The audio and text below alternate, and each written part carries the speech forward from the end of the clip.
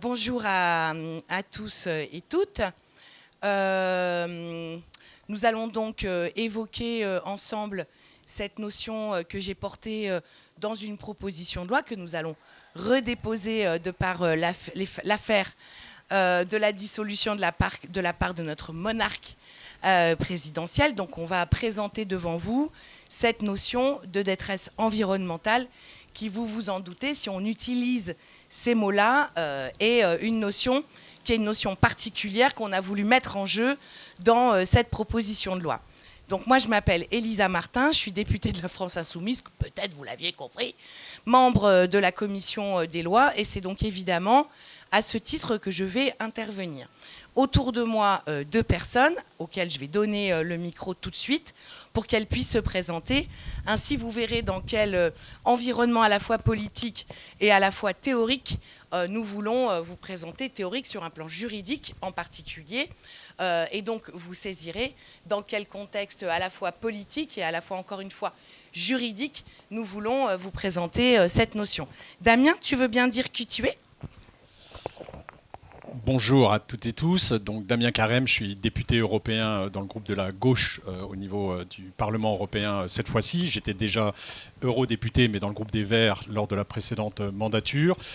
J'ai siégé notamment les cinq dernières années dans la commission des libertés civiles au Parlement européen, et c'est cette commission qui aborde toute la politique migratoire européenne. Et donc j'ai participé, j'étais le rapporteur pour le groupe des Verts européens sur 2 textes des 8 textes du pacte asile-migration qui a été adopté en avril dernier par le Parlement européen. J'y reviendrai tout à l'heure pour voir comment le statut éventuellement de détresse environnementale pourrait s'inscrire dans ce cadre-là. Avant cela, j'avais été maire de la commune de Grande-Synthe à côté de Dunkerque, et en 2015, devant l'afflux de très nombreux Syriens à l'époque sur le territoire de ma commune, ils sont arrivés à plus de 2500 en quelques mois. J'ai, avec Médecins sans frontières, ouvert un camp puisque l'État français ne répondait pas à cette urgence humanitaire qu'il y avait à mettre en œuvre en France, n'était pas à la hauteur. Donc, comme ces personnes étaient complètement désœuvrées sur le territoire de ma commune, j'avais décidé d'ouvrir un camp pour aller les accueillir avec un minimum de dignité qu'on doit à tous ces êtres humains qui arrivaient. En fait, ils allaient arriver là parce que c'était à 30 km de Calais pour partir vers la Grande-Bretagne. Et comme les passages étaient compliqués, voilà, il restait quelques jours, quelques semaines, quelques mois sur place. Voilà pour fixer le contexte, on reviendra tout à l'heure. Je passe la parole à Marine. Voilà. Bonjour à toutes et tous, je m'appelle Marine Denis, je suis juriste en droit international et droit de l'environnement. J'ai fait une thèse sur les migrations environnementales et plus spécifiquement les dispositifs de protection juridique que l'on pourrait trouver dans le droit international humanitaire et le droit international des réfugiés. Et parallèlement, je suis juge assesseur à la Cour nationale du droit d'asile pour le Haut Commissariat aux réfugiés des Nations Unies. Donc, en fonction des éléments de mes collègues, je compléterai sur certaines notions juridiques au besoin. Et puis, j'aimerais bien dire également un mot sur les dispositifs de protection des déplacés internes en France. Parce que bon, ce sujet, on le porte souvent au niveau international. Mais en fait, on a des gros enjeux aussi sur le territoire français. Les inondations dans le Pas-de-Calais nous l'ont montré. Et donc, voilà, revenir sur quelques éléments relatifs aux dispositifs de protection post-catastrophe naturelle qui existent dans la réglementation. Merci beaucoup. Voilà, comme ça, vous voyez d'emblée dans quel contexte on a voulu inscrire ce sujet. Je manque à tous mes devoirs, puisque normalement, la première chose que je dois faire, c'est remercier l'ensemble des camarades. Vous l'avez vu, ils sont plusieurs centaines qui sont au boulot, bien avant même que l'on arrive, et que bien sûr, on doit remercier pour leur engagement. D'autant plus qu'en règle générale, quand on est bénévole sur ces moments-là, on participe à rien et on voit rien. Bien. Alors, donc, cette PPL qui vise à créer un statut de détresse environnementale par l'élargissement de la protection subsidiaire, c'est l'intitulé de cette proposition de loi. La genèse de cette proposition de loi repose sur un double, peut-être pourrais-je dire sur un triple, je vais vous expliquer, constat. Le premier constat, c'est évidemment l'impact du dérèglement climatique sur la vie des êtres humains sur cette planète qui, je le rappelle, est la seule et est l'écosystème absolument indispensable pour que nous puissions continuer tout simplement à exister. Je pense que c'est une question que vous connaissez. On peut au moins se dire que ce qui est prévu, si nous ne changeons rien, c'est qu'en 2030, en moyenne, la température augmenterait de 1,5 degré, de 2 degrés en 2050, si nous ne changeons rien, et de 3 degrés en 2100. Autant dire qu'une telle augmentation de la température est évidemment absolument gravissime et met en cause l'existence, encore une fois, même de l'humanité en tant que telle. Et si l'on prend un exemple qui n'est pas lié à cela, mais qui est lié au dérèglement climatique en tant que tel, en 2022, au Pakistan, il y a eu des pluies absolument diluviennes qui ont amené au déplacement de quasiment 8 millions de personnes. 8 millions de personnes. Et bien évidemment, cette affaire-là renvoie à l'idée selon laquelle extrêmement majoritairement aujourd'hui, les déplacements des réfugiés et des migrations ont lieu essentiellement entre les pays que l'on dit vulnérables, et c'est sans doute une façon politiquement correcte de dire les choses, mais c'est ainsi qu'il faut dire aujourd'hui. Donc ça, c'est la dimension dérèglement climatique. Mais il y a évidemment une autre dimension, et c'est la raison pour laquelle on aime bien poser le vocabulaire, hein, vous avez remarqué ça. Et donc la deuxième dimension pour laquelle nous avons voulu faire cette proposition de loi est évidemment liée dans ce contexte de dérèglement climatique à l'intervention dans les pays dits vulnérables, des pays riches, dont vous savez aujourd'hui que les représentants principaux finalement ne sont même pas ceux que nous sommes susceptibles d'élire, mais sont les grandes entreprises. Et les grandes entreprises, évidemment, du CAC 40. Donc, l'exemple auquel on pense, c'est l'exemple de Total Energy, qui, en Ouganda, a eu cette idée d'aller creuser, je crois, 400 puits pour pouvoir exploiter du pétrole. Et cette situation a amené 100 000 personnes à se déplacer parce que nous avons permis, parce qu'il y a évidemment une dimension légale aussi de ce point de vue-là, c'est-à-dire quelle possibilité on donne à ces grandes entreprises hyper puissantes qui accumulent les richesses, etc. Et donc leur intervention a amené le déplacement de ces 100 000 personnes parce qu'on leur a volé leurs terres au singulier et leurs terres au pluriel.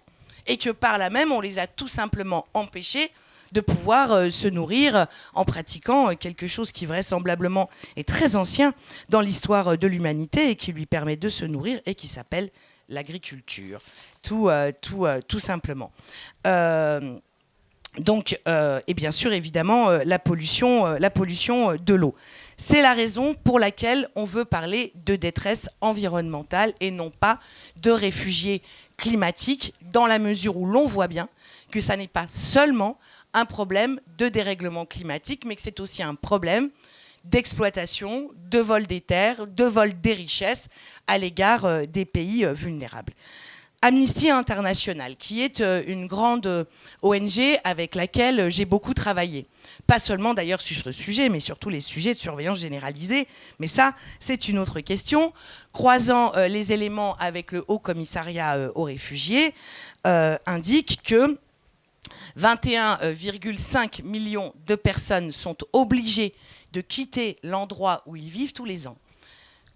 21,5 millions de personnes, ça représente quasiment un tiers de la population française. Donc ce sujet va être abordé sur ce qui peut se passer dans notre pays, mais je pense que d'emblée, vous mesurez ce que cela peut représenter qu'un tiers de la population française, tout d'un coup, soit obligée de bouger, de partir de là où elle est.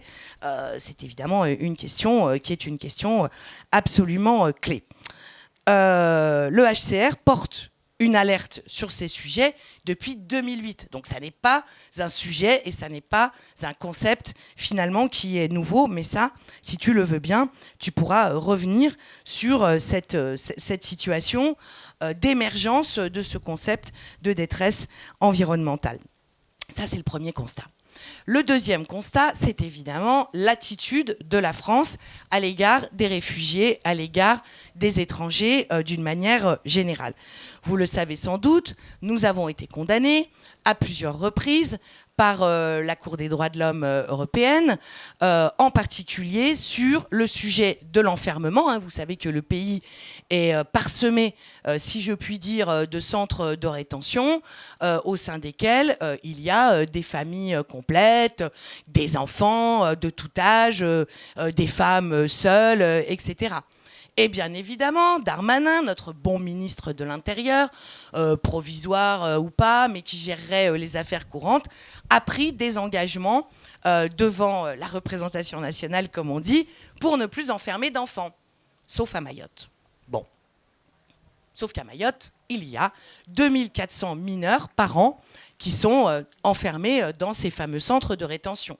Et que les visites que nous pouvons faire en tant que députés, vous savez que nous avons un droit d'entrer dans les lieux d'enfermement, que sont par exemple les prisons, demain les hôpitaux psychiatriques et incontestablement dès aujourd'hui les centres de rétention. Et nous avons pu constater avec d'autres députés, comme Jean-François Coulombe ou comme André Torigna, que les conditions de rétention non seulement étaient détestables, mais en plus qu'évidemment il y avait des mineurs et de surcroît dans notre pays des lieux que l'on dit de mise à l'abri et qui sont absolument illégales, qui ne reposent sur aucun cadre réglementaire, juridique, et dans lesquels on enferme les gens, particulièrement à la frontière italienne, parce que la frontière italienne est administrativement fermée la nuit.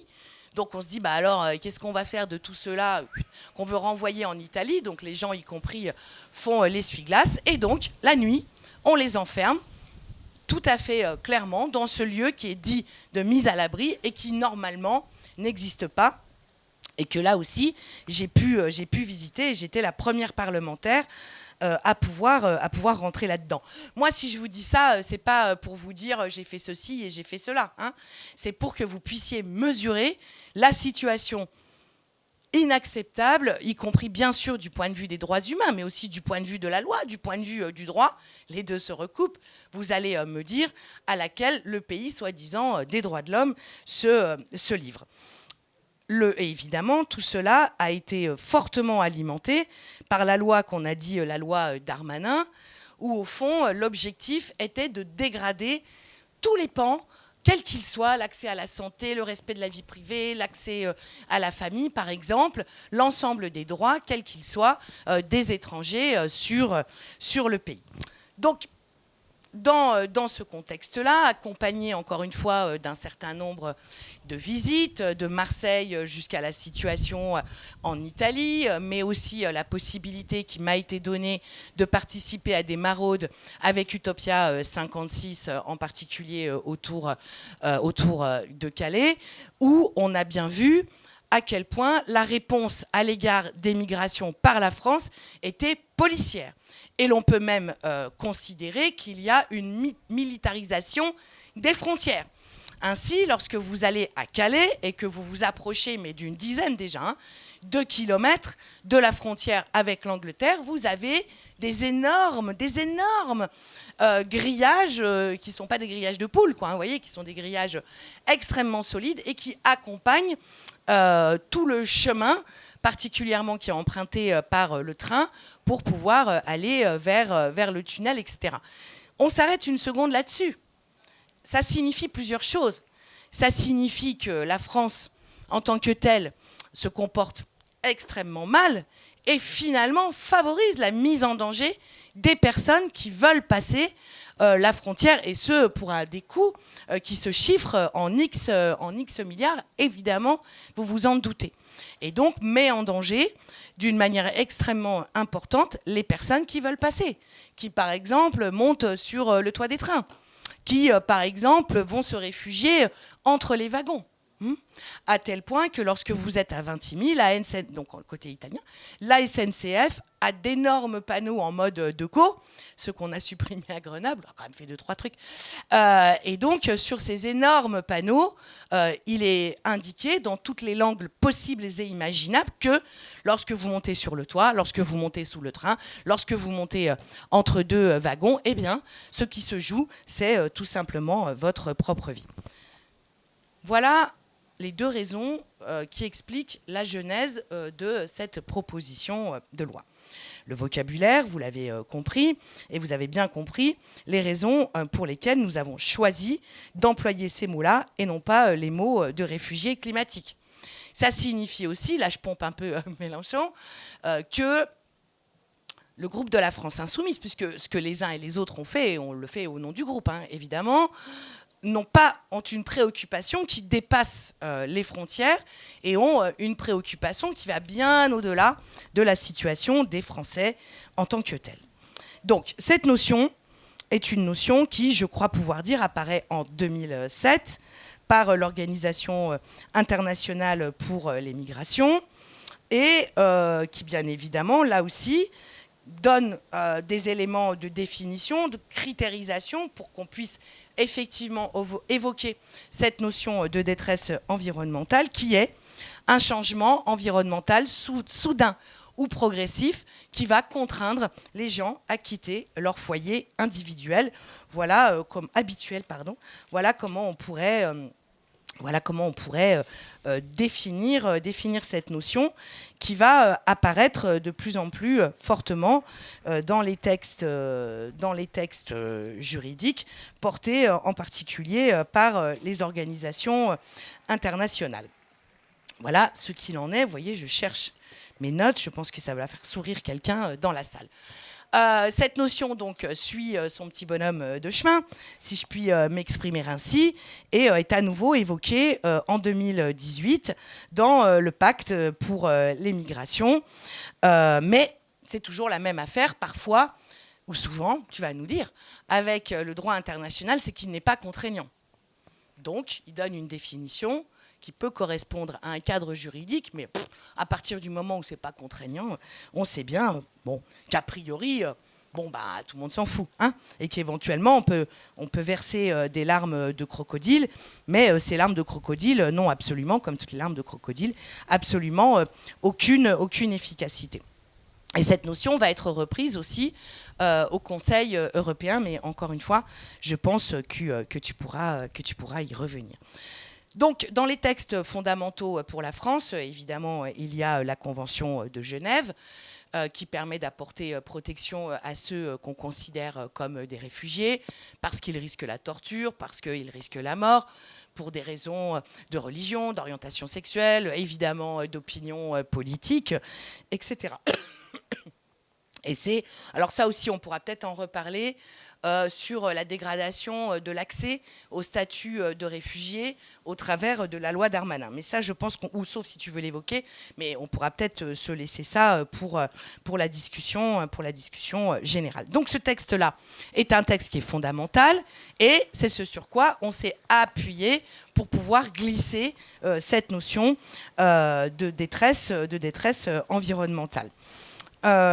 Puisque l'on peut bien sûr considérer qu'il y a bien une mise en danger des personnes de par ces situations, soit de dérèglement climatique, soit d'intervention humaine directe, dérèglement climatique là aussi, mais vous comprenez ce que je veux dire par là. On se rappelle de l'exemple de Total. Et il nous semble qu'on peut utiliser la Convention de Genève qui évoque la mise en danger pour pouvoir faire entrer cette notion dans le droit français et au-delà, sans aucun doute.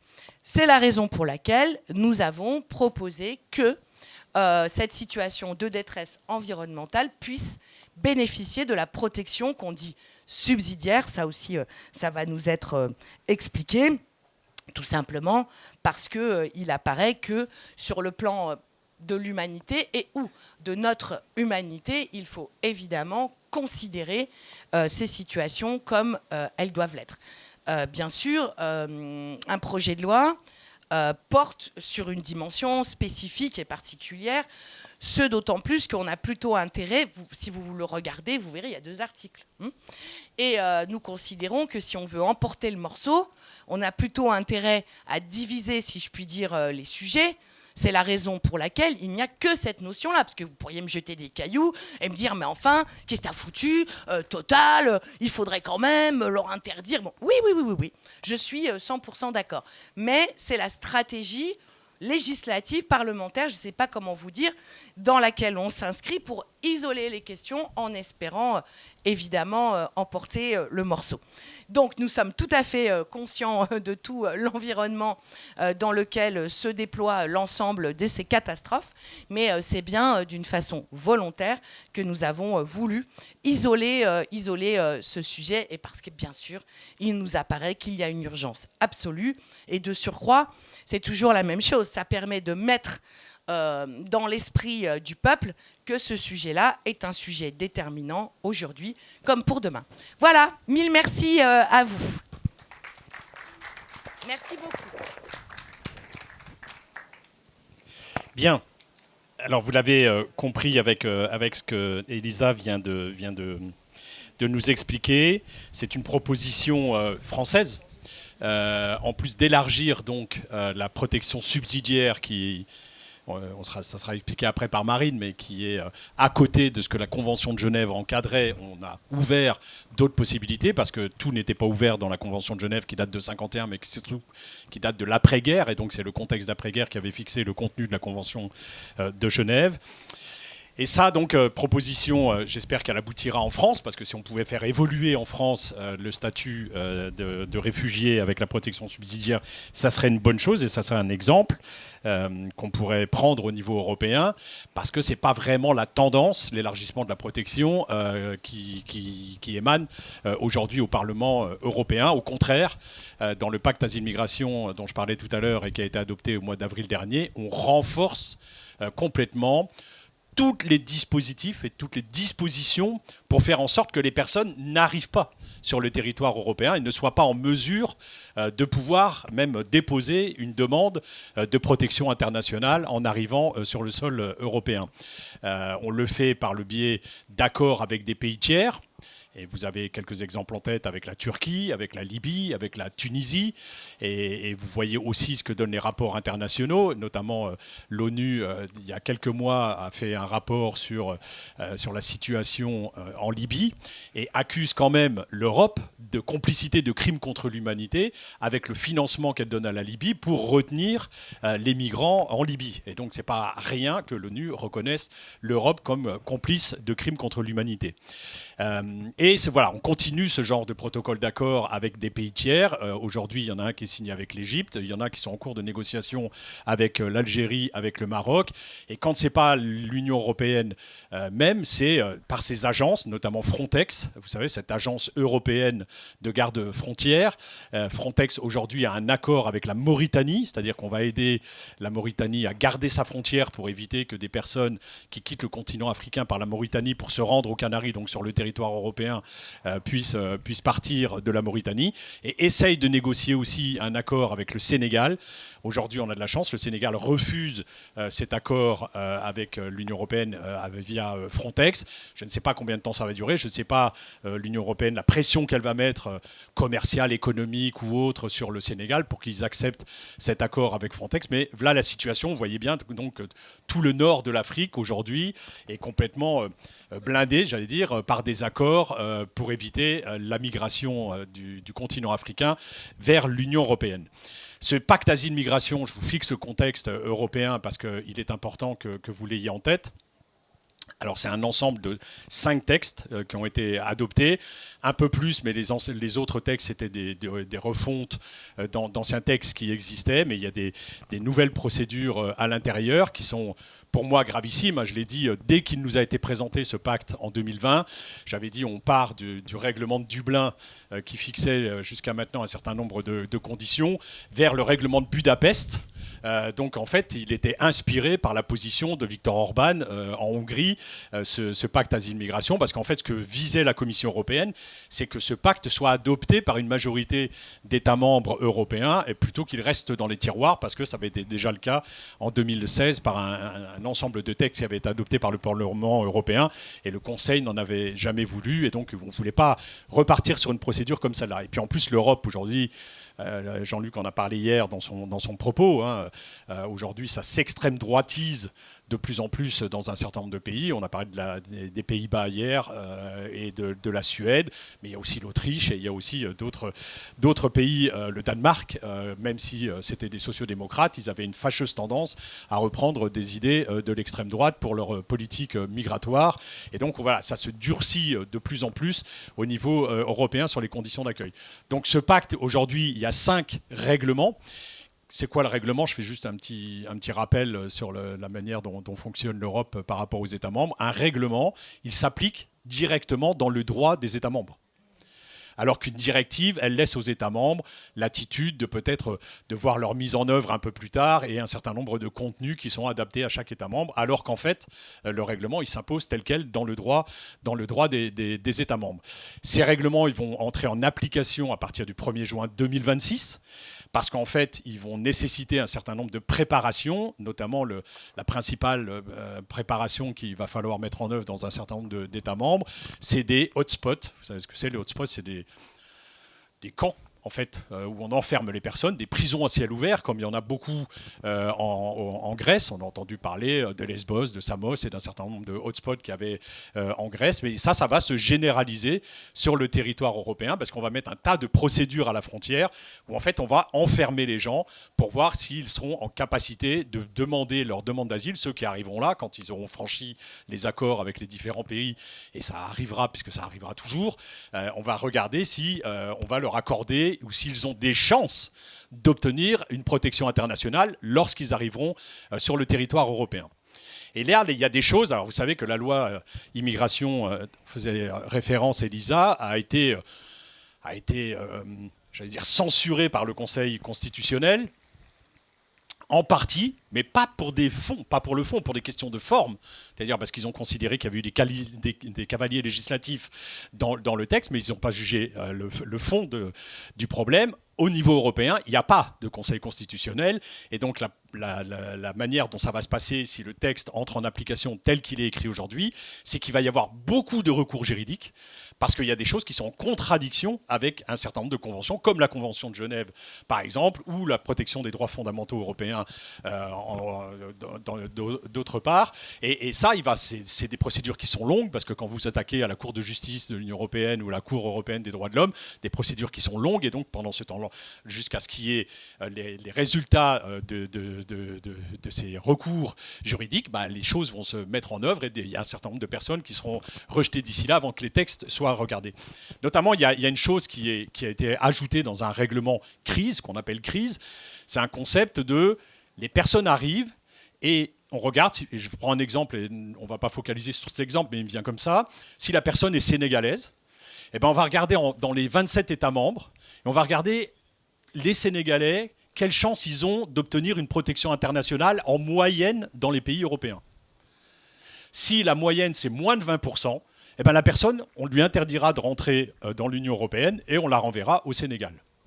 Ce qui est complètement en contradiction avec la Convention de Genève, parce que la protection internationale est un droit individuel, il n'a rien à voir avec la nationalité de la personne.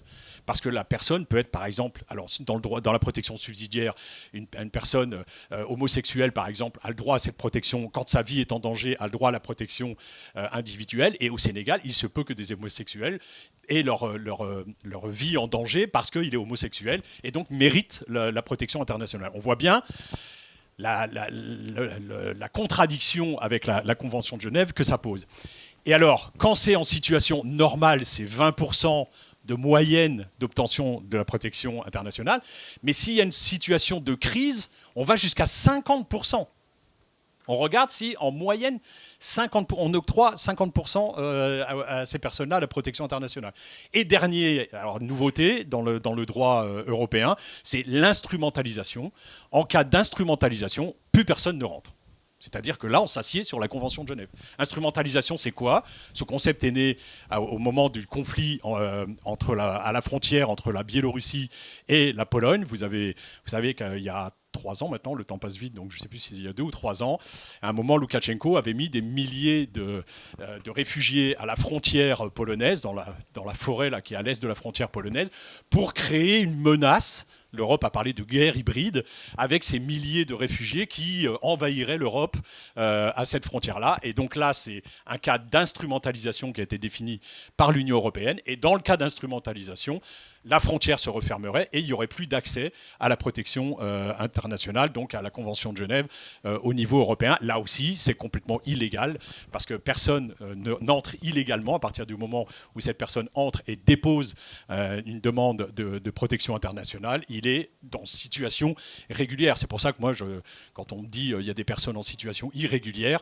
personne n'est en situation irrégulière dans l'Union européenne. Voilà ce règlement, ce qu'il impose à l'intérieur sur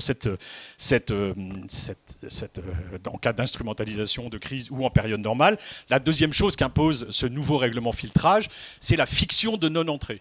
Ça aussi, il va falloir s'y faire parce qu'on va l'entendre, et notamment Darmanin, qui n'est plus ministre de l'Intérieur, qui est ministre de l'Intérieur démissionnaire, mais je ne sais pas quel sera le suivant s'il s'entête à refuser un gouvernement du nouveau Front populaire.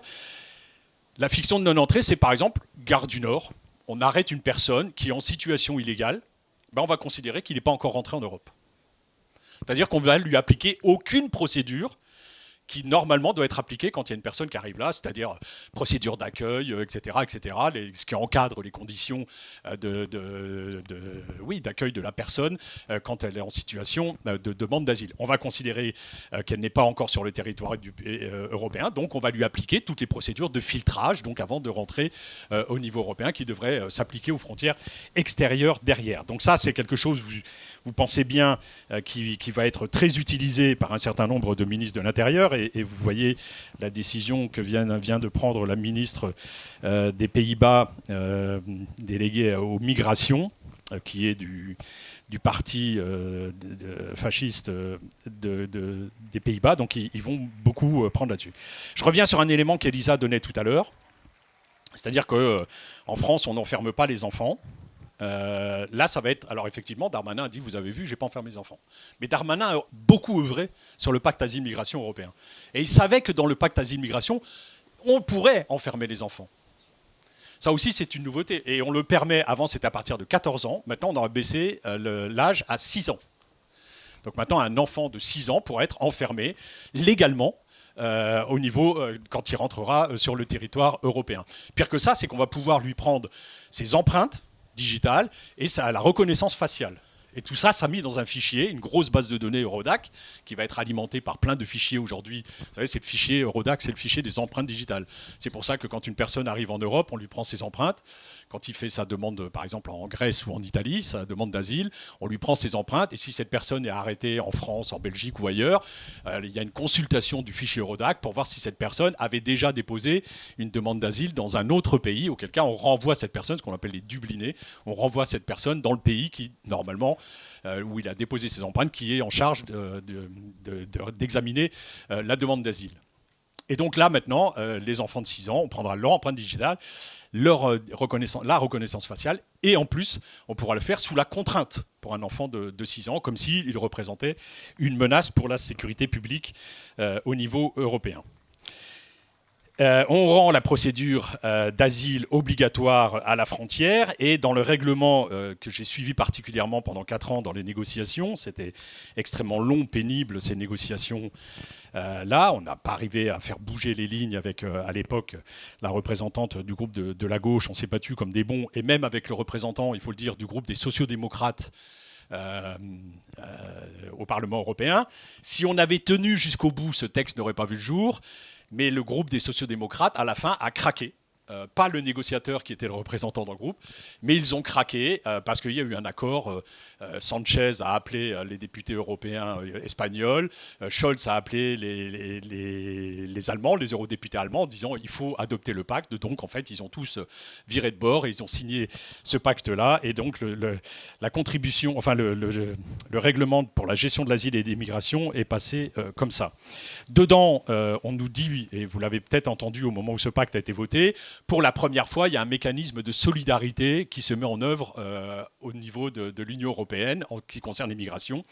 Sauf que la solidarité, enfin je n'ai pas cette même notion de la solidarité que l'Union européenne, elle s'exprime en 3 formes. Je suis solidaire avec les pays qui connaissent des entrées importantes. Alors c'est facile, hein, c'est la Grèce, c'est l'Italie et grosso modo l'Espagne. Alors il y a Malte et Chypre aussi qui sont dessus, mais Malte maintenant refoule systématiquement de manière illégale aussi, mais il n'y a jamais de condamnation. Quand il y a un pays qui est submergé par les entrées, maintenant on va pouvoir payer, et l'Europe le fera, des murs, des barbelés, des miradors, des drones pour éviter pour fermer la frontière de ce pays-là. Donc il y a encore 2 ou 3 ans, l'Union européenne disait jamais l'Europe ne paiera un mur, ne financera un mur derrière. On était très content en 1989 d'abattre le mur de Berlin qui mesurait 187 km ou 137 km, je crois. Depuis, on en a reconstruit quand même 2000. Et on va en construire encore quelques milliers avec ce dispositif là derrière. Donc sa première contribution, c'est qu'on va financer des murs, des barbelés et autres. Deuxième contribution possible, c'est qu'on va payer des pays tiers pour qu'ils gardent mieux les migrants qui arrivent. Par exemple, la Libye, si ça ne marche pas, on va encore rajouter de l'argent pour qu'ils y arrivent un peu plus derrière, pour que ça soit un peu plus efficace. Et le troisième, c'est qu'on va se dédouaner de cette solidarité en payant 20 000 euros par réfugié que je n'accueillerai pas chez moi. Pourquoi ? Parce qu'on se dit, allez, ils sont généreux, ils disent que s'il y a un pays qui est submergé, on va faire une règle, chaque État membre va devoir accueillir 3 000, 500, 6 000 en fonction du nombre de personnes que ces pays ont accueillies, en fonction du PIB, en fonction d'un certain nombre de critères. Donc ça, c'est un estimatif qui sera donné au début de l'année par la Commission européenne aux États membres, dont on n'aura pas le droit de connaître les chiffres. Même nous, parlementaires européens, on n'aura pas accès à ces chiffres. Et quand on a demandé dans les réunions de négociation, mais pourquoi on n'aurait pas accès à ces chiffres-là d'objectifs de relocalisation de ces migrants qui arrivent dans les pays, on nous dit, vous comprenez, si jamais c'était public, si on sait que par exemple la Belgique va accueillir 3000 personnes cette année, on risque de faire un appel d'air de personnes, prendre un exemple, du Soudan qui rêvent d'aller en Belgique et qui du coup, comme ils savent que la Belgique doit en accueillir 3000 cette année, j'ai une occasion d'y aller et donc je vais y aller. C'est un concept complètement tordu. Concept d'appel d'air, ça n'existe pas. Toutes les recherches qui ont été faites internationales prouvent bien que c'est pas parce que vous accueillez dans des bonnes conditions qu'il y a plus de gens qui arrivent. Les gens quittent leur terre parce qu'ils n'ont pas le choix, quittent leur pays, quittent leur culture, leur région, leur histoire parce qu'ils n'ont pas le choix. C'est pas par plaisir qu'ils le font. Donc voilà, ces États membres auront donc des objectifs à tenir, mais ils pourront s'en dédouaner en payant, et ça c'est cadeau vraiment à Viktor Orban, puisque la Hongrie refuse systématiquement d'accueillir des réfugiés. On lui donnera l'occasion finalement de s'affranchir de la loi et des conventions internationales, dont la Convention de Genève, en payant 20 000 euros pour chaque personne qu'il n'accueillera pas dans son pays. C'est une drôle de forme de solidarité qui va se mettre en œuvre derrière. Et enfin, là, pour le pacte asile-migration, dans les grandes lignes, moi, il y a une chose qui a relevé aussi, c'est que dans ce pacte, le plus gros des problèmes, en plus de ce que je viens de vous raconter, c'est la privation de liberté qu'on systématise pour les personnes qui arrivent sur le territoire européen. Au total, on peut aller jusqu'à 18 mois de privation de liberté pour des personnes qui n'ont commis aucun délit. Elles arrivent juste parce qu'elles ont quitté leur pays pour des raisons diverses ou variées. Elles veulent déposer une demande d'asile sur le territoire européen. Et en fait, avant de pouvoir déposer cette demande d'asile, elles risquent d'être enfermées, privées de liberté pendant 18 mois quand on cumule l'ensemble des procédures qu'elles devront franchir. Voilà, on est en train de mettre un fossé entre l'arrivée des personnes et la capacité et la possibilité de déposer un dossier de demande de protection internationale au niveau européen. Cerise sur le gâteau qui a été adoptée juste avant qu'on termine le mandat, c'est la réforme du code Schengen. Ce code, en gros, le code Schengen, il avait été créé justement à un moment où c'était la garantie qu'on donnait aux États membres qu'on allait protéger les frontières européennes et donc avec la création de Frontex, et que donc on pourrait ouvrir les frontières pour la libre circulation des biens et des personnes. Et là, aujourd'hui, on referme les frontières, c'est-à-dire qu'on donne la capacité. Je ne sais pas si vous avez assisté à l'intervention de Cédric Héroux hier, mais il en a un peu parlé de la fermeture des frontières. Toi, tu viens de l'évoquer, la frontière entre l'Italie et la France à Menton ou à Briançon d'ailleurs. Donc en fait, la frontière est fermée à Briançon par exemple, elle est fermée depuis 2015. Le prétexte qui était donné, c'était la COP, non, d'abord c'était la COP 21 à Paris, et ensuite ça a été les attentats derrière. Mais depuis, en fait, avec le risque d'attentat, la frontière est fermée là-bas depuis 2015, alors que normalement, le code de Schengen disait c'est 6 mois, renouvelable une fois. Et vous voyez bien que ça fait maintenant, donc 2015-2024, ça fait 9 ans que cette frontière est officiellement fermée là-haut à Briançon, et qu'encore une fois, la Commission européenne ne dit rien. Et à chaque fois que la France présente quelque chose, alors là, ils ont renouvelé, c'est-à-dire que avant les Jeux Olympiques, c'était compte tenu des Jeux Olympiques, il faut assurer la sécurité, donc je ferme la frontière. Et tous les 6 mois, ils inventaient une nouvelle raison. Et maintenant, ça va être 2 ans. On passe de 6 mois à 2 ans, la possibilité de refermer la frontière et de rétablir les frontières intérieures. Et il y a un certain nombre de pays de l'Est, comme ça va être permis, qui ne se priveront pas de refermer leurs frontières pour éviter tout passage de personnes qui ne soient pas membres de leur État membre derrière. Voilà un peu la situation qui s'aggrave au niveau européen sur l'accueil des exilés qui arrivent sur le territoire européen, et surtout le respect des conventions internationales et des droits de l'homme que ça pose, ces textes-là. Je vous garantis que c'est des bagarres difficiles en ce moment. Alors ça va être pas encore plus difficile dans les années qui viennent, parce qu'il y a de plus en plus de fachos au niveau européen. Il y avait 2 groupes d'extrême droite, maintenant il y en a un 3e qui s'est constitué, et que même le PPE, donc là où sont les républicains au niveau du Parlement européen, même lui, dans ses propos et les combats qu'il mène au niveau européen, s'extrême droitise aussi sur les questions migratoires. Et en fait, on ne fait, et ça ne sera pas une découverte, mais c'est un peu aussi le fruit du capitalisme en partie. En fait, on est en train de faire des boucs émissaires, les migrants, en les rendant responsables de tous les maux qu'on connaît dans notre société. Mais comme je le dis souvent, ce n'est pas eux qui sont responsables, par exemple en France, de la faillite de l'hôpital public, de problèmes dans l'éducation nationale, de l'inflation, d'un certain nombre, de ce que sont les vrais maux de la société aujourd'hui. On a l'impression, et Darmanin, quand il a fait sa loi immigration, on avait l'impression, d'après les médias, que si on réglait ça, on allait régler tous les autres problèmes. Il n'en est rien. Encore une fois, toutes les recherches prouvent qu'un migrant qui arrive, ça ne coûte pas à la société, ça rapporte à la société, que ça ne coûte pas sur la question de la santé, etc. etc. Donc je vous renvoie à tout le monde de la recherche dessus, les chercheurs qui sont un peu anéantis, que leurs travaux ne servent à rien au niveau de la décision politique. Et c'est vrai qu'il faut les relayer, s'appuyer dessus pour pouvoir le faire. D'ailleurs, il y a quelque chose qui dénote aussi l'état d'esprit dans lequel a été fait ce pacte asile-migration, c'est que normalement, comme en France, je pense, au niveau national, quand on présente une proposition législative, quand la Commission nous soumet une proposition de texte européen, il doit avoir fait une étude d'impact de la proposition, et donc faire une analyse de la loi précédente pour savoir comment celle-là va endiguer les problèmes. Ils ont refusé de le faire sur le pacte asile-migration. Malheureusement, ce n'est pas le moyen de faire tomber la loi. Nous, on a demandé à un service de recherche du Parlement, du coup, de faire cette évaluation. Le Parlement s'est saisi de sa propre évaluation dessus. Et les conclusions sont assez illustrantes de l'incapacité de ce pacte à réellement répondre à la question migratoire au niveau européen. Et à la fin, le pacte asile-migration a été évalué aussi par un certain nombre d'organismes de recherche ou d'organisations internationales qui toutes ont démonté tous les textes du pacte en disant que ça ne va rien résoudre. Ça va ne faire qu'une chose, mais c'est déjà le cas depuis un certain nombre d'années. Alors là, Ursula von der Leyen, déjà, juste après son élection, nous a annoncé que Frontex...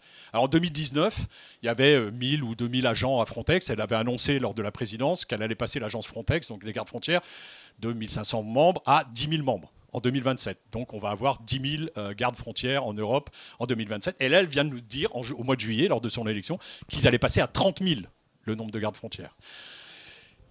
Fabrice Leggeri, qui était le deuxième homme sur la liste de Bardella, était l'ancien directeur de l'agence Frontex, démissionnaire parce qu'il allait être viré, parce qu'il ne respectait pas le droit européen, notamment en matière de protection des droits humains et de participation de l'agence Frontex à des refoulements.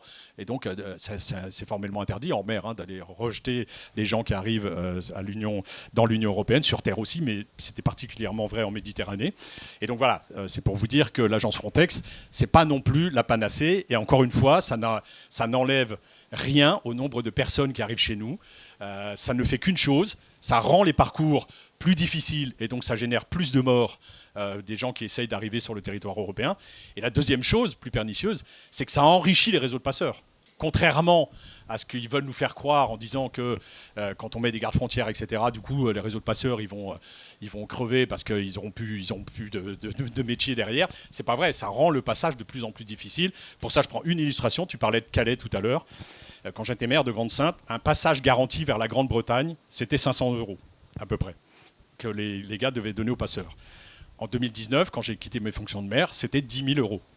Tellement les renforts à la frontière avaient été mis, c'est-à-dire les contrôles de CO2 dans les camions, les rayons X autour des camions, etc. C'était tellement difficile de le faire maintenant qu'ils devaient encore plus chercher la manière de faire passer les gens sans risque. Et du coup, ça augmente les prix du passage. Et comme 10 000 € par personne, quand vous êtes une famille de 4, c'est impossible pour les personnes qui arrivent, ils prennent des petits canaux, là, ce qu'on voit en ce moment, pour traverser la Manche. Et on est à 300 morts, je crois, depuis 2018, à la traversée de la Manche. Voilà un peu le contexte européen, qui n'est pas drôle. Je ne voudrais pas avoir cassé votre journée avec cette ambiance-là, mais il y a du boulot, il y a un combat à mener, et on va continuer à le mener au niveau européen pour faire changer un certain nombre de choses. Il y a des combats nationaux, parce que quand même, le national, et notamment par la protection subsidiaire, peut nous permettre d'ouvrir le champ des possibles sur les questions migratoires.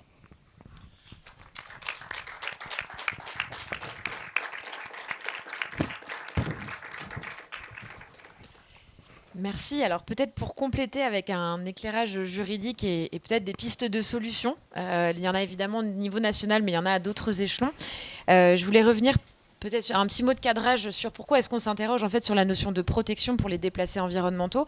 Donc, comme vous l'avez mentionné, effectivement, la Convention de Genève qui a été écrite en 1951 après la Deuxième Guerre mondiale, elle a été écrite dans un contexte où on s'intéressait aux personnes qui étaient déplacées, forcées dans des contextes de persécution, de guerre, de génocide. Mais la question environnementale n'était à ce moment-là pas du tout inscrite à l'agenda. Et c'est très normal puisque à ce moment-là, on n'avait même pas d'agence nationale ou internationale sur les questions climatiques et environnementales. Et donc cette question, elle est arrivée assez tard dans le débat des juridiques, on va dire, du droit international des réfugiés, du droit international des migrations. Et elle s'est d'abord posée dans une autre instance qui est celle des négociations climatiques, où en fait ce sont les premiers rapports du GIEC qui ont mis en lumière le fait qu'il y allait avoir des déplacements forcés d'espèces naturelles, puis dans un second rapport en 2007 qui ont pointé le fait que le dérèglement climatique allait générer des déplacements forcés de population, que cette question-là s'est ensuite posée sur un autre terrain. Donc c'est intéressant de voir pourquoi est-ce qu'on est aussi en retard, entre guillemets, dans la communauté juridique pour se saisir de cette question, parce qu'elle a été traitée d'abord dans d'autres espaces de discussion, et notamment des espaces scientifiques. Et donc c'est en 2008-2009 que le Haut Commissariat aux réfugiés des Nations Unies, qui applique la Convention de Genève, donc c'est lui qui examine de manière individuelle les demandes d'asile et les demandes de protection internationale et qui les octroie ou pas. Et c'est en 2008 qu'il a commencé à se saisir de cette question-là. Et on s'est aperçu assez rapidement que la Convention de Genève n'était pas adéquate pour répondre à ces besoins de protection, puisque les questions environnementales ne figurent pas à l'article 1A de la Convention de Genève. On n'évoque pas de persécution d'origine environnementale et climatique, et donc on ne peut pas invoquer l'article 1A. C'est pour ça que le travail d'Elisa, il est fondamental, parce qu'il est nécessaire d'aller chercher dans les interstices du droit aussi des possibilités pour élargir les dispositifs de protection existants. On n'a pas que la Convention de Genève en droit international, heureusement. On a d'autres types de droits qui peuvent nous intéresser aussi. On a le pacte international relatif aux droits civils et politiques qui garantit notamment le droit à la vie et le droit au... alors, la formulation est un peu alambiquée, mais c'est le droit d'avoir une famille sûre ou une famille stable. Enfin, en fait, c'est de garantir les conditions adéquates pour avoir une vie de famille digne. Et le droit à la vie, donc article 6. Et ces éléments-là, ils sont intéressants, ils ont été soulevés par des requérants individuels, notamment par un requérant individuel en 2019, donc au niveau des îles Kiribati. C'est Yohane Tetiota, qui est ressortissant des Kiribati, qui a fait une demande d'asile auprès de la Cour nationale du droit d'asile de Nouvelle-Zélande pour demander l'asile en considérant qu'il était en danger en étant sur le territoire des Kiribati et que s'il était refoulé, son droit à la vie serait enfreint. La Cour de Nouvelle-Zélande a finalement rejeté sa demande, mais elle a toutefois considéré qu'il pouvait y avoir un motif légitime de s'interroger sur le non-refoulement dans les années à venir. Donc le droit est un processus lent, mais on a quand même au niveau des cours nationales du droit d'asile, dans certains pays aujourd'hui, une prise en compte des éléments environnementaux et climatiques comme des faits générateurs de persécution. C'est-à-dire que c'est jamais la question environnementale et climatique qui va déterminer la protection et l'octroi de l'asile. Par contre, ça peut être un des critères que l'on retient dans le fait d'accorder une protection. Donc ça, c'est pour la partie vraiment droit d'asile, ce qui existe. En France, on n'a pas uniquement la Convention de Genève qu'on applique. On a effectivement du droit européen aussi. Damien nous l'a bien rappelé. Et il est intéressant de voir que là aussi, on a un tri sélectif qui est utilisé de manière politique pour savoir ce qu'on retient ou pas de la réglementation européenne. Et à ce titre-là, la protection temporaire est un très bon exemple. La protection temporaire, c'est un dispositif qui a été théorisé au début des années 2000 par le Conseil de l'Europe. L'objectif, c'était de permettre à des personnes d'être protégées sur le sol de l'Union européenne de manière groupée, c'est-à-dire sans processus d'évaluation individuelle des demandes.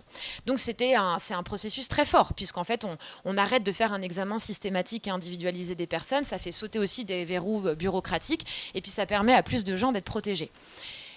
En 2011, puis en 2013, des parlementaires européens ont demandé à ce que la protection temporaire soit appliquée pour les personnes, les ressortissants et ressortissantes de Syrie qui fuyaient la guerre civile. Ça a été refusé.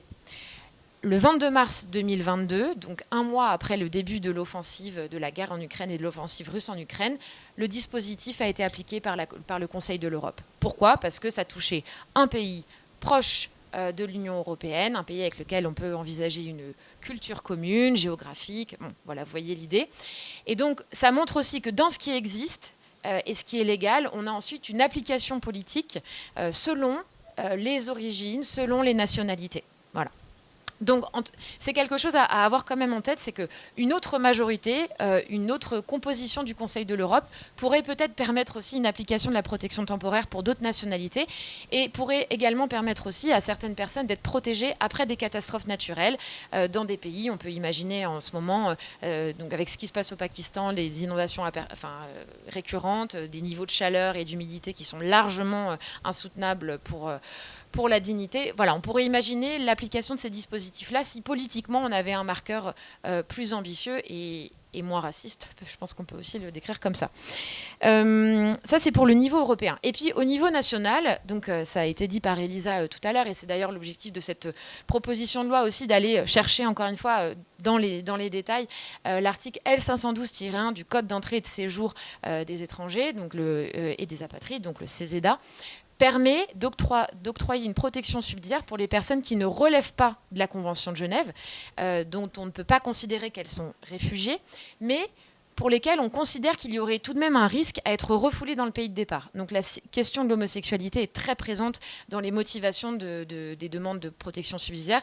Moi, je travaille à la Cour nationale du droit d'asile en tant que juge pour le HCR, et ce sont très souvent des statuts des protections que l'on donne pour des femmes qui pourraient être victimes d'excision en cas de retour dans leur pays, pour des femmes qui pourraient être également victimes de violences conjugales en cas de retour dans leur pays, pour les personnes homosexuelles, pour les personnes également venant de minorités politiques ou de minorités religieuses. C'est également une protection qu'on octroie aussi pour des personnes qui sont affiliées à un parti politique. Je pense notamment pour les personnes qui sont militantes au sein du YPG, par exemple, ou de partis kurdes en Turquie. Enfin, voilà, on peut utiliser ce dispositif de protection. en poussant un peu loin.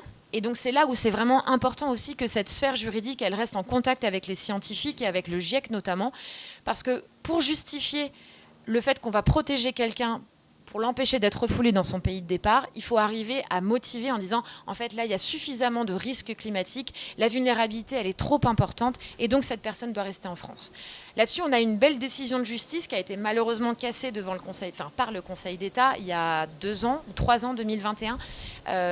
Si je dis pas de bêtises, je crois que c'est la Cour d'appel de Bordeaux qui a octroyer le statut d'étranger malade à un ressortissant du Bangladesh qui avait donc demandé ce statut en France et qui invoquait devant la juridiction administrative des difficultés respiratoires et le fait qu'il n'y avait pas suffisamment de matériel médical disponible au Bangladesh pour qu'il puisse être soigné et qu'il puisse bénéficier d'un service de soins digne. Et donc la Cour d'appel a considéré que ce motif était valable et donc elle l'a validé et puis finalement cette affaire est remontée au niveau du Conseil d'État et n'a pas été suivie de la même manière. Mais donc c'est intéressant de voir que là on peut relier aussi accès aux soins, détresse environnementale et donc non-refoulement. Et je poursuis là-dessus, puisque sur cette question d'habitabilité du territoire, on va avoir aussi des travaux intéressants qui vont sortir et qui sont déjà en cours en fait par les chercheurs du GIEC, c'est d'arriver à cartographier les zones inhabitables dans le monde pour arriver aussi à savoir dans quels espaces on ne peut plus renvoyer les gens. Typiquement, on pense, alors très souvent quand on pense aux réfugiés climatiques, même si ce n'est pas le bon terme juridique, mais c'est souvent ce qui est utilisé dans le grand public, les territoires insulaires ne sont pas forcément les territoires les plus... ce ne sont pas les seuls territoires dangereux pour les prochaines années, pour l'habitabilité humaine. Il faut évidemment penser aux territoires en grande situation de sécheresse, le Sud-Soudan typiquement, et l'Érythrée, l'Éthiopie, certaines zones du Pérou aussi, du sud de l'Amérique du Sud. Et puis on peut aussi penser aux territoires qui sont trop humides et trop régulièrement inondés. C'est le cas évidemment au Bangladesh, c'est le cas au Pakistan, c'est le cas aussi en Afghanistan. Et donc le fait de critériser des zones inhabitables à moyen terme, ça pourrait ensuite peut-être permettre un transfert d'informations vers les juridictions en charge de l'asile et des questions migratoires pour en fait arrêter de renvoyer chez eux des gens qui ne peuvent pas vivre dignement en raison des conditions météorologiques. Je voulais ajouter un rapide petit mot, parce qu'on garde une demi-heure pour les échanges et questions, sur ce qui se passe en France aussi, puisqu'on parle beaucoup des questions internationales, mais en fait, les déplacés internes existent déjà en France. Alors, on en parle peu parce qu'on est un pays riche et qu'on a un État qui arrive encore à tenir à peu près le choc dans des phases post-catastrophes naturelles. Mais le fonds Barnier, qui est le fonds qui a été créé en 1995 pour répondre aux demandes d'indemnisation des particuliers après des catastrophes naturelles, ce fonds-là, il n'est pas inépuisable. Et donc, ça va être un vrai enjeu aussi de solidité de la puissance publique et de responsabilité du secteur assurantiel pour protéger les particuliers. Ce qui se passe dans le Nord-Pas-de-Calais, ce qui s'est passé en octobre 2020 dans les Alpes-Maritimes, dans la vallée de la Royale, la vallée de la Vésubie, après la tempête Alex, c'est symptomatique de notre manque de prévention. C'est-à-dire qu'on va continuer de payer aussi l'octroi de permis de construire accordé par des maires dans des zones inondables, en rejet ou alors en déni total des textes d'urbanisme qui devraient quand même nous permettre aussi de savoir où est-ce qu'on peut construire, où est-ce qu'on ne peut pas construire. Donc ça, c'est un vrai sujet, la question du respect en fait, de ces documents-là. Et puis après, il y a un autre sujet aussi qui est comment est-ce qu'on compose avec les zones qui deviennent aussi inhabitables en France. Donc je pense au territoire d'outre-mer en premier lieu. Il y a quand même quelque chose aussi à savoir. Je parlais tout à l'heure de racisme. Alors là, on peut aussi en parler. Ou en tout cas, on peut parler d'absence de continuité des services de l'État dans les territoires d'outre-mer. La loi, il a fallu attendre 2011 pour qu'il y ait une application du fonds Barnier pour les particuliers dans les territoires d'outre-mer qui avaient leur maison inondée à la suite de phénomènes de submersion. Le fonds Barnier, il a été créé en 1995. Voilà, donc c'est grâce à une loi de 2011 qu'on a pu permettre cette mise en conformité. Mais ça montre bien à quel point aussi les dispositions que l'on prend à la réglementation qui s'applique en France métropolitaine, elle est bien plus tardive quand il s'agit de la Guadeloupe, Martinique, Mayotte. Voilà. Donc respect des textes effectivement de prévention des risques naturels, de prévention des inondations. Et puis après, il y aura un autre enjeu aussi qui est celui du secteur assurantiel. Aujourd'hui, vous avez des communes, des collectivités locales qui ne sont plus assurés par des entreprises d'assurance privées, qui doivent s'auto-assurer. C'est le cas de la commune des Sables d'Olonne depuis le 1er janvier 2024, qui n'a trouvé aucune assurance preneuse en considérant que la ville était trop exposée à des risques de submersion. Dans le cas des Sables d'Olonne, on est sur une commune du littoral qui est riche, qui aura la capacité de s'auto-assurer pour quelques années. Si on est un petit village en situation de sécheresse régulière, je ne sais pas, dans la Drôme par exemple, cette question elle va se poser aussi et il y aura un gros enjeu aussi de réglementation, ou bien à contraindre les grandes sociétés d'assurance, ou bien à abonder davantage aussi le fonds Barnier qui aujourd'hui ne peut pas répondre en fait à toutes les situations de détresse. Et puis il y a enfin, parce que ces enjeux-là sont tous effectivement très liés, derrière les migrations environnementales, il y a les enjeux d'asile, il y a les enjeux de protection, il y a les enjeux d'application du droit humanitaire, et puis ensuite il y a les enjeux aussi d'aménagement des territoires, et il y a évidemment les enjeux de justice sociale, et donc de savoir aussi à quel territoire on donne davantage pour assurer la prévention des risques. Et de savoir aujourd'hui que l'on continue d'octroyer des permis de construire en Méditerranée, sur le littoral, pour construire des hôtels de luxe ou pour construire des villas individuelles, eh bien ça interroge quand on est dans le même département, incapable de venir en aide à des personnes qui sont sinistrées après une catastrophe naturelle. Et donc là, il y a une responsabilité des échelons locaux qui est très importante. Ce sont aussi des échelons qui sont souvent plus... qui sont soumis aussi à des lobbies politiques très forts, notamment du secteur du BTP ou du secteur de l'industrie du luxe. Je pense à des zones de montagne ou à des zones côtières. Et donc voilà, là, il faudra aussi être très très vigilant sur le plan du droit de l'environnement, sur ce qui sera, et du droit de l'urbanisme, sur ce qui sera autorisé ou pas. Voilà, donc c'est un sujet très très vaste, on peut ouvrir 3 milliards de portes, mais je pense que sur le cas de la France, c'est aussi intéressant de se mobiliser parce que on a besoin aussi d'avoir une réflexion globale sur la responsabilité du secteur assurantiel et puis aussi sur la responsabilité du foncier, c'est-à-dire comment on habite aussi la France de demain, comment on arrête d'avoir des endroits qui sont composés à 70% de maisons secondaires pour permettre aussi d'avoir du logement pour tout le monde, pour faire face à des déplacements de population, de territoires qui seront dans 30 ans, peut-être 4 mois par an, inhabitables. Voilà, je m'arrête ici.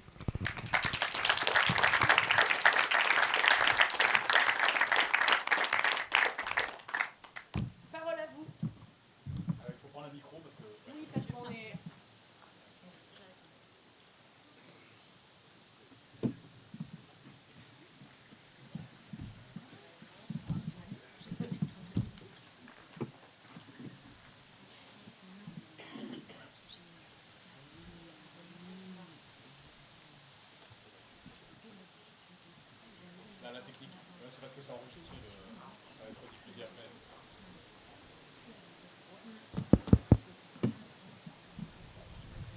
Ça marchait ? Non, c'était bon, non ? Ah, mais c'est éteint. Ah, ça s'éteint.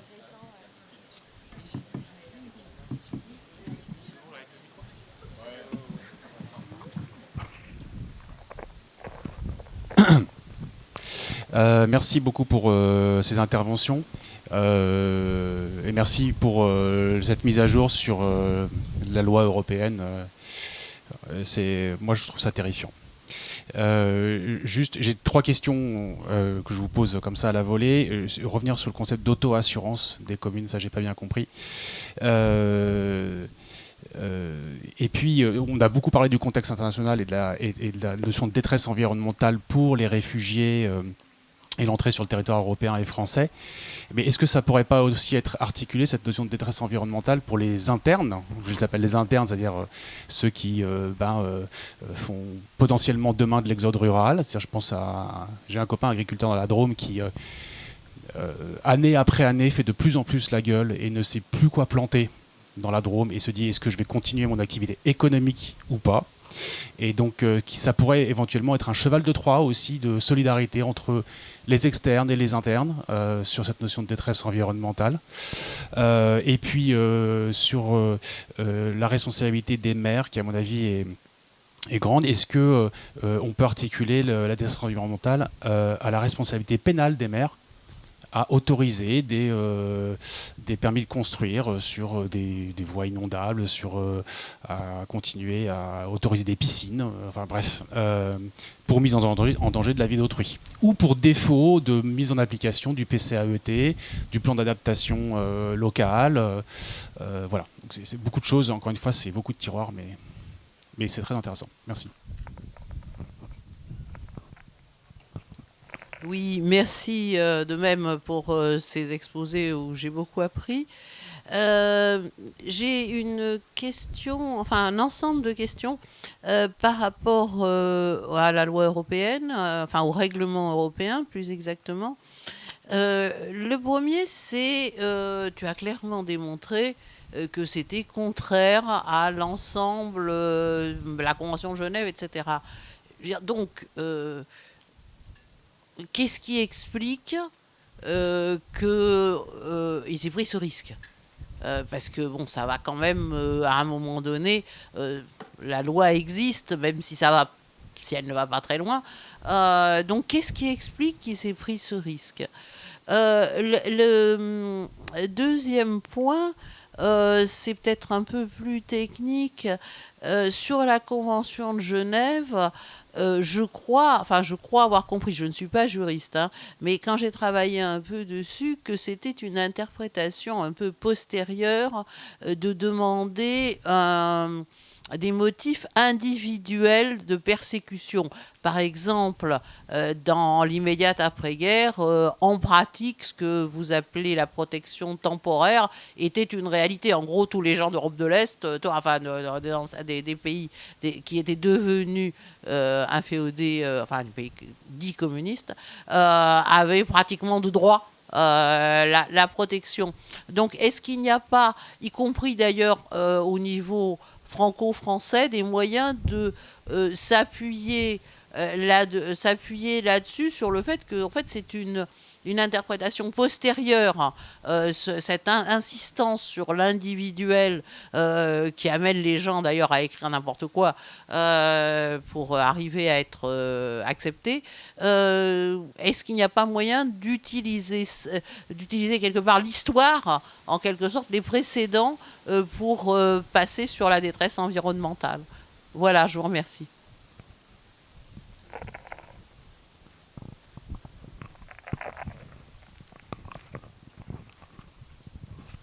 Merci beaucoup pour votre intervention. Moi, j'ai une question qui concerne le droit international. C'est-à-dire que, comme vous l'avez dit, la Convention de Genève, elle date de 1951. Et par exemple, à l'image du droit de la guerre, les conventions ont été complétées par des protocoles additionnels. Et je me demandais justement si, concernant l'aspect environnemental, est-ce qu'il y aurait une opportunité, d'après vous, pour justement faire un protocole additionnel qui inclurait les critères environnementaux pour déterminer si on est réfugié ou non. Voilà.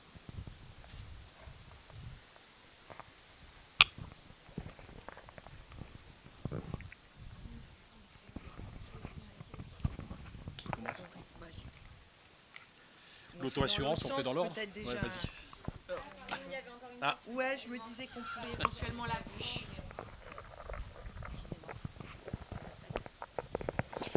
Merci pour la présentation. Moi, j'avais une question parce que j'habite à Briançon, donc je connais à peu près ce qui se passe à la frontière. Et d'après ce que je vois, en fait, il y a différents droits qui sont quand même bafoués.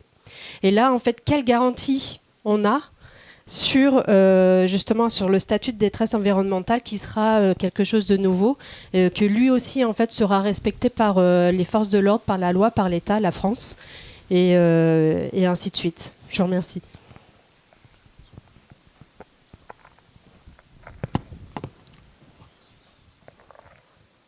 Eh bien, je vais répondre à vos questions, puis on va faire passer le micro. Alors, sur le concept d'auto-assurance, je n'ai pas vu la décision du conseil municipal des Sables-d'Olonne, donc il faudrait peut-être creuser un peu plus. De ce que j'ai compris, en fait, il y avait trop de dégâts liés aux nombreuses tempêtes, aux submersions régulières, et donc la société d'assurance classique a refusé de poursuivre le contrat, a résilié, et donc la commune s'auto-assure. Alors, Est-ce que ça veut dire que concrètement, elle puise dans ce qu'elle a d'argent public sur sa commune propre? Est-ce qu'elle demande de l'aide à la communauté de communes? C'est possible aussi. En tout cas, elle est autonome sur son assurance. Voilà. Mais je n'ai pas plus de détails malheureusement à vous donner là-dessus. Sur la question des déplacés internes, ce qu'on pourrait faire en matière quel lien on pourrait faire entre détresse environnementale et déplacement interne? Il y a quand même un principe clé dans notre état de droit qui est que le fait que l'État a la responsabilité de protéger sa propre population.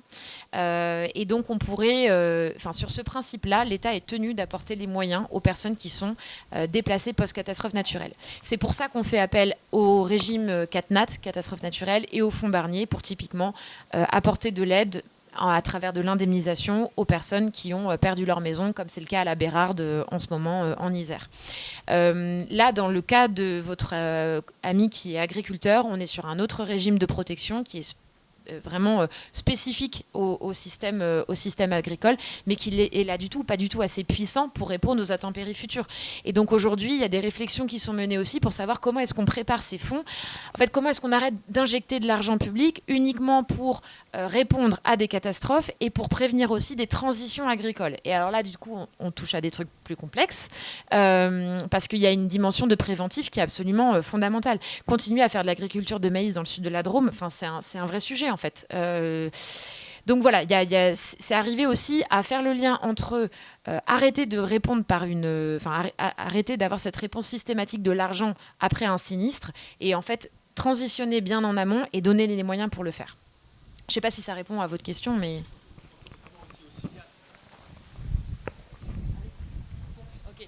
Juste pour clarifier, il y a l'agriculture, mais il y a aussi, par exemple, quand on pense à l'immeuble Le Signal, sur la côte bordelaise, Le Signal, il y a des gens qui ont été déplacés à cause de ça. Donc, est-ce que on peut se prévaloir de ce type de statut en disant, moi, j'ai subi un préjudice moral, affectif, financier, de devoir me déplacer à cause de perturbations climatiques internes et qui font que je suis un déplacé interne. Voilà.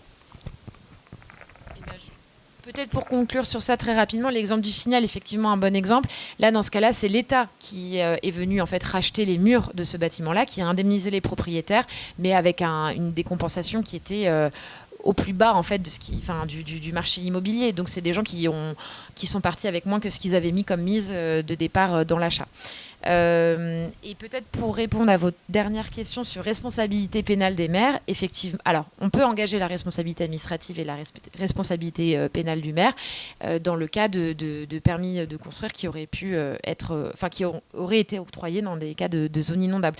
Après, il faut arriver à prouver que la construction était antérieure au dernier document, au dernier plan de prévention des risques inondations, etc. Enfin, il y a un gros travail aussi de vigilance parce que c'est des documents qui sont très régulièrement ajournés, mais oui, on peut engager ce type de démarche. Voilà. Je vais revenir un peu dessus parce que comme j'ai été maire pendant un moment et sur un territoire, comme j'ai porté plainte contre l'État, j'ai gagné contre l'État français pour son inaction en matière de lutte contre le changement climatique en 2019. Il a été condamné par le Conseil d'État parce que justement le territoire du Dunkerquois, en fait, à horizon 2050, est condamné par des submersions marines et les inondations terrestres. La conjugaison des deux fait que ce territoire, qui est un territoire de polder, va connaître des épisodes de submersion.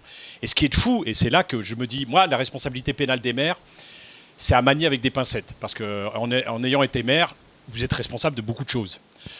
Et il y a des fois, vous n'êtes pas forcément à l'origine du problème derrière. Mais là, le risque climatique, il est connu maintenant. C'est-à-dire qu'il y a des cartes qui existent, qui disent que ce territoire, à horizon 2050 ou 2030, sera en submersion marine. Et là, je suis d'accord pour appliquer la responsabilité pénale. Parce qu'ils font n'importe quoi aujourd'hui. Ils font la politique de l'autruche, les élus locaux.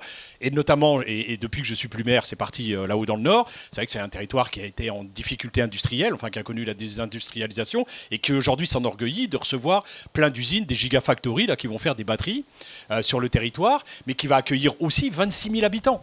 Donc ils vont devoir construire sur un territoire inondable de quoi loger ces 26 000 habitants. Donc grosso modo 10 000 logements. Sur un territoire dont on sait qu'en 2050, il sera sous le niveau de la mer. Et là, je trouve que la responsabilité pénale des élus devra être engagée, effectivement, parce qu'on connaissait le risque. Quand on ne le connaît pas, c'est plus compliqué. Et là-dessus, moi, je me battrai pour que ça soit mis dedans. Parce que, vous savez, la compétitivité territoriale, elle fait que, on a besoin d'être plus fort que le territoire d'à côté, donc j'attire chez moi les entreprises et je fais un peu n'importe quoi. Et j'ai vu un des directeurs d'une usine, du Gigafactory, qui était venu présenter son projet au niveau européen. Je l'ai rencontré après et je lui ai posé la question autour d'un café. Je lui ai dit, mais on vous a dit que le territoire, il allait être sous l'eau? Ah non, on m'a pas parlé de ça. Et je lui ai montré les cartes. Et le mec, dans sa tête, il se disait, oulala, qu'est-ce qui va se passer? Donc voilà. Oui, pour sa propre usine, il allait quand même investir 1,5 milliard dans l'unité de production, donc c'est quand même intéressant pour lui de le savoir. Après, sur l'auto-assurance, moi dans ma ville, j'avais vécu les révoltes des banlieues en 2005. Et il n'y a plus aucune assurance qui voulait nous assurer, parce qu'on a eu des écoles cramées, des établissements, et il n'y a plus une assurance qui voulait nous assurer. Et je peux vous dire que c'est flippant quand vous êtes une ville avec les écoles, enfin tout le patrimoine qu'il faut assurer, les véhicules, le personnel, etc., etc. Quand vous n'avez plus d'assurance, on pleure. Et donc il y a eu une action d'État à l'époque qui a obligé une assurance en France à assurer la ville. Mais là où on payait 100 000 euros d'assurance par an avant, on était à 400 000 ou 500 000 euros de prime d'assurance annuelle. Et heureusement, quelques années, on a dû le faire parce qu'on n'avait pas le choix. Et au bout de quelques années, comme la sinistralité de la commune a complètement baissé, on a retrouvé un rythme normal. Mais le fait que les assurances... Et Claude Bébéard, qui était à l'époque patron d'AXA, avait déjà dit, il y a près de 20 ans maintenant, avait déjà dit, un jour, les assurances, elles ne pourront plus couvrir le risque climatique. Et là, je me dis, alors pour plein de choses, c'est pareil sur l'agriculteur, parce qu'en fait, le changement climatique a des conséquences économiques et les déplacés du Pas-de-Calais, de Blandec, là, qui ont connu des inondations à 3 reprises, ils se sont fait du coup indemniser pour leur maison. Mais combien de maisons on va pouvoir indemniser? Combien de personnes? Je ne parle pas du préjudice affectif, social que ça va générer, parce qu'il y avait notamment dans ceux qui ont été déplacés, les déplacés climatiques du Pas-de-Calais, il y avait une dame qui avait 82 ans, qui allait devoir déménager, c'est de la maison qu'avait construit son mari, et donc quelque part il y a un préjudice aussi, que ça il ne sera pas indemnisé celui-là, mais on n'aura pas, c'est pas un puits sans fond. Et donc il y a un moment, il y a des responsabilités à engager, et même dans la lutte contre le changement climatique, pour éviter que ce genre de choses arrivent donc dans la prévention. Je vais revenir plus après sur la Convention de Genève. Pourquoi ils ont pris ce risque de faire des choses illégales? Parce qu'ils ont eu peur des élections européennes. Ils ont eu peur du déferlement de l'extrême droite sur les questions migratoires, parce que tout le monde en faisait son cheval de bataille. Et donc, ils nous ont mis une pression de dingue. Ils voulaient un texte absolument avant avant la coupure à Noël, pour pouvoir voter le truc avant les élections européennes. Mais ils ont fait vraiment n'importe quoi. Et alors, on sait qu'il y a déjà des textes en préparation pour corriger les textes qui viennent d'être adoptés, mais je ne sais pas jusqu'où ça va aller, cette correction, parce que maintenant, ça va être dur de les changer. Parce que l'extrême droite, ils ont voté contre ces textes en pensant qu'ils n'allaient pas assez loin. Donc on va certainement pas les alléger aujourd'hui avec une extrême droite qui est encore plus présente et une droite qui s'extrémise au sein du Parlement européen. Donc ça va être compliqué de revenir en arrière, et c'est pour ça que ça va être la jurisprudence qui va en fait corriger en grande partie les choses qui sont illégales ou contraires aux conventions internationales et à un certain nombre de règles européennes. J'ai pas bien compris l'histoire de l'utilisation historique qui avait été faite. Ouais, je vais laisser Elisa le faire. Un protocole additionnel pour critères, oui, c'est possible. On l'a essayé, nous, justement, pour la protection climatique, même si je ne suis pas un fervent de ça, moi. Je ne suis pas un fervent de catégoriser le droit d'asile. Parce que sinon, après, on va se dire, ah oui, mais eux, c'est bon, les climatiques, c'est les bons migrants, et les migrants autres, c'est les moins bons. Donc on va privilégier un certain nombre de choses. Or, aujourd'hui, François Gémen, qui est un politologue, mais aussi il est directeur de l'Institut de recherche, je ne sais plus, Hugo, je crois, à Bruxelles, et qui est spécialisé dans les migrations climatiques, il dit aujourd'hui déjà que dans les migrations, au niveau international, 40% sont déjà des migrations climatiques. Parce que ce qu'on dit, nous, et l'exemple de la Drôme, c'est vrai qu'on l'a aussi de tous les Africains qui quittent leur pays, les agriculteurs, parce qu'ils ne sont plus capables de vivre de leurs ressources aujourd'hui, de leur production agricole, parce que le changement climatique fait qu'il n'y a plus rien qui pousse, et donc ils prennent la route pour aller ailleurs.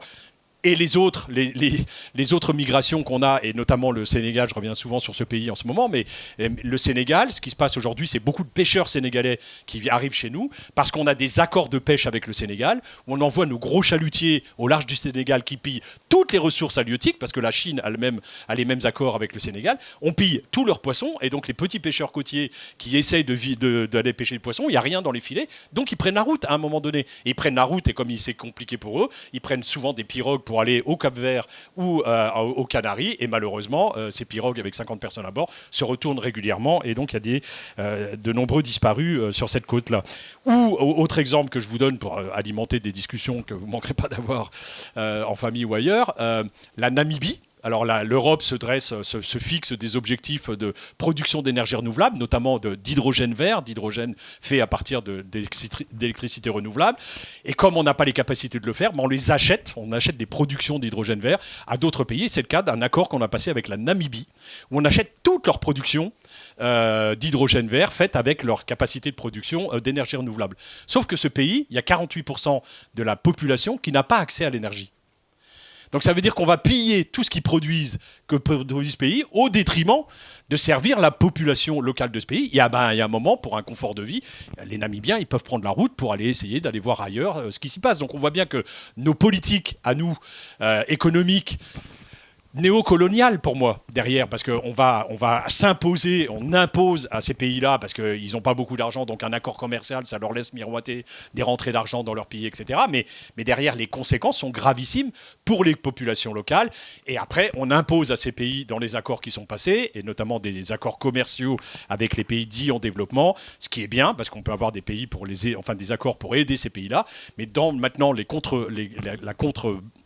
contrepartie de ces accords commerciaux, où par exemple on baisse les taxes à l'entrée au niveau européen pour les produits qui émanent de ces produits, on conditionne ça au fait qu'ils gardent leurs frontières et qu'ils empêchent les personnes de sortir de leur pays. Donc on impose des rétablissements de frontières en Afrique, des frontières qui n'existaient pas dans la plupart du temps, et notamment dans les accords du CD, la CD, où le nom m'échappe, l'accord des pays africains. Vous allez m'aider.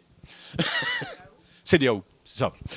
Il y avait la disparition, comme le code Schengen, c'est nous, la disparition interne, et il passait d'un pays à l'autre sans plus de ça. Et maintenant, nous, on réimpose à ces pays de remettre des frontières, et surtout d'accepter de reprendre les ressortissants qui arriveraient chez nous en situation dite illégale et qu'on renverrait dans ce pays-là. Donc on voit bien jusqu'où on va dans nos politiques néocoloniales derrière. Donc on pourrait faire un protocole additionnel, mais ce n'est pas dans l'air du temps. Alors certains me disaient, mais ça serait bien qu'on renégocie la Convention de Genève, surtout pas. Parce que là, elle disparaîtrait, on la tuerait. Donc il faut effectivement passer par des protocoles additionnels. Quelle garantie qu'une loi serait appliquée ? Aucune. Et effectivement, je crois que vraiment aujourd'hui, sur la situation des migrations, si les textes européens et les textes français, même avant la loi Darmanin, étaient appliqués, on ne serait pas dans cette situation. On n'aurait pas des milliers de personnes qui sont sans abri, parce que c'est régi par des conditions d'accueil, c'est régi par un certain nombre de règles européennes qui ne sont pas observées par effectivement les États membres en Europe. Et ça, c'est un vrai problème de la Commission européenne. Et on est en train de regarder juridiquement comment on va attaquer la Commission européenne pour un manquement à ses obligations de faire appliquer les textes européens. Mais c'est une démarche extrêmement compliquée qu'on travaille avec des juristes européens et internationaux aujourd'hui. Merci. Alors, peut-être sur les affaires d'auto-assurance, la ville de Grenoble est dans cette situation. Moi, j'ai été première adjointe de cette commune de 2014 à 2020. C'est en gros ce que tu expliques. C'est-à-dire que les assurances considéraient qu'on avait trop de difficultés sur la commune et qu'on n'avait qu'à se démerder. Bon, c'est d'ailleurs ce que nous avons fait en finançant les réparations et les dégâts qu'on pouvait connaître sur un certain nombre de nos équipements publics. Je crois que ce qu'on est en train d'aborder là, c'est la question de la résilience qui, de mon point de vue, se joue sur deux dimensions. C'est-à-dire comment on pense l'avenir. Bon, moi j'ai un côté un peu urbain, donc comment on pense les villes, mais ça n'a pas de sens de parler de cette manière-là. Comment on pense le territoire de la France, puisqu'en l'occurrence c'est là où nous agissons, pour pouvoir penser la manière dont on peut vivre, à la fois pour limiter le dérèglement climatique, si ce n'est l'arrêter, et s'adapter d'une façon fort concrète. Bon, je vous dis n'importe quoi, penser des îlots de chaleur, ce qui n'est pas penser une production plus locale des énergies, ce qui n'empêche pas du tout d'ailleurs la notion de service public, contrairement parfois à ce que l'on se dit. Donc il y a cette notion de résilience autour de l'organisation des activités humaines d'une façon générale. Mais entre nous, soit dit, on pourrait aussi penser la résilience sur le plan des migrations elles-mêmes. Parce qu'au fond, ce qu'on fait n'a strictement aucun sens. Tu faisais allusion à Frontex, et donc par exemple à l'augmentation du nombre de gardes-frontières, sans parler de tous les équipements, les drones, les trucs, les machins, les bidules, ça coûte une blinde. 1 milliard par an. Voilà. Et cet argent pourrait être dédié plutôt à des conditions d'accueil qui soient dignes. Idem dans les pays. Il ne faut pas imaginer que ça ne coûte pas du pognon à la France que d'être dans une situation où on bloque les gens aux frontières, où vous ouvrez, même si vous les traitez d'une manière extrêmement indigne et inhumaine, d'ouvrir vos mises à l'abri, et que sais-je encore, voir vos centres de rétention. Donc il me semble que sur cet aspect-là, il y a aussi une dimension de résilience, à la fois dans l'accueil, mais à la fois dans ce qui se passe aussi dans les pays eux-mêmes, qui font que les gens s'en vont, ou au lieu d'être dans des logiques colonialistes, tu as bien raison, de prédation à tout point de vue, en termes de ressources, mais aussi en termes d'êtres humains, tout simplement, on pourrait penser tout à fait les choses d'une manière différente pour permettre à chacun de vivre tranquillement, d'ailleurs là où il a envie de vivre, et reconnaissons ensemble que d'une manière générale, vous avez plutôt l'idée de vivre là où vous êtes né, là où il y a votre famille, là où il y a votre cadre, et patati et patata. Sur l'aspect application de la Convention de Genève après la Seconde Guerre mondiale, il y avait une question politique. Fallait quand même bien montrer que les gens, je ne porte pas de jugement sur le fond de ce sujet, étaient fort malheureux dans les pays communistes et dans les pays de l'Est. Donc il fallait montrer la nécessité de les accueillir. C'est ce que tu disais. Le droit, c'est le droit, mais il y a toujours une dimension politique, non seulement dans sa constitution, et dans son application. Et de ce point de vue-là, on pourrait évoquer ce qu'a fait Darmanin sur la question du droit d'asile. Il n'y est pas allé d'une manière frontale. Il n'a pas dit aux Français, parce que c'est un peu, malgré tout, un peu délicat, d'assumer, de dire, non, on bloque tout. La notion d'asile qui renvoie assez clairement à la notion de mise sous protection nécessaire des individus, ça aurait peut-être créé quand même quelques vagues. Donc, il n'a pas fait comme ça. Il dégrade les conditions d'accès au droit d'asile de deux manières. En déconcentrant les endroits où vous allez pouvoir faire votre demande et rencontrer des agents de l'OFPRA, ce qui paraît tout à fait formidable sur le papier, sauf qu'il n'y a pas forcément les interprètes partout, sauf qu'il n'y a pas forcément les avocats spécialisés partout, et que de surcroît, les gens de l'OFPRA se retrouvent quand même dans les préfectures. Ça interroge du point de vue de ceux qui vont venir et de l'effet que ça va leur faire, et puis ça interroge du point de vue de leur indépendance quand même, malgré tout. Et du côté de la Cour nationale du droit d'asile, eh bien là aussi, on est dans une situation où petit à petit, on passe vers le juge unique, c'est-à-dire qu'il n'y a qu'une seule personne qui juge votre situation, ce qui a l'avantage extraordinaire de faire sauter la présence du représentant du Haut-Commissariat aux réfugiés dans l'examen de la demande. Et moi, je l'ai vu, j'y suis allée dans cette Cour nationale du droit d'asile et j'ai pu voir comment était instruite. On est dans la phase finale, on est dans, pas l'interrogation, quand même pas loin, de la personne qui fait cette demande. Quand il y a un représentant du HCR et quand il y a un regard qui de toute façon est pluriel, de fait, l'analyse, elle est forcément plus fine. Mais quand vous avez qu'un juge administratif, c'est l'exemple que j'aime donner, il y a un homme afghan qui vient demander protection et le juge lui dit « Oui, non mais, alors, votre village machin là, est-ce qu'à la sortie du village à droite, il y a bien une maison bleue ?» C'est pas seulement aller dans une précision qui nous pose problème de fait, mais c'est aussi... on a quand même parfois du mal à mesurer l'état dans lequel sont les personnes quand elles sont dans ce cadre-là, hein, y compris quand elles produisent leur récit, et quand elles expliquent ce qui s'est passé et les raisons pour lesquelles elles demandent protection. C'est compliqué d'imaginer ça, mais la pression, c'est votre vie là que vous jouez. Hein. Bon. Donc il y a une pression qui s'exerce sur vous qui est majeure, et il y a un gonze là en face de vous qui vous dit mais dans votre village là, à la sortie à droite, il y avait bien une maison bleue, hein, vous voyez. Et en fait, c'est malin de la part de Darmanin de ne pas avoir attaqué frontalement, mais d'une manière assez technique finalement, le cadre d'instruction des demandes d'asile dans une seule idée qui est évidemment d'en réduire le nombre de bénéficiaires qui a déjà été le cas. Donc, il y a toujours une application, mais tu le sais bien, à caractère politique dans la constitution du droit et bien sûr dans son application. Et l'affaire du droit d'asile aujourd'hui, pour moi, en tout cas, est une bataille qui est à nouveau, bon, je ne sais pas si avant c'était mieux, mais à nouveau, en tout cas, devant nous, pour que les droits des personnes soient respectés, étant entendu que pour moi, ce regard pluriel fait partie de leurs droits quand leur demande est examinée. Donc nous sommes favorables, non pas au juge unique, mais bien à ce caractère collégial de l'instruction et de la production du jugement pour la demande d'asile.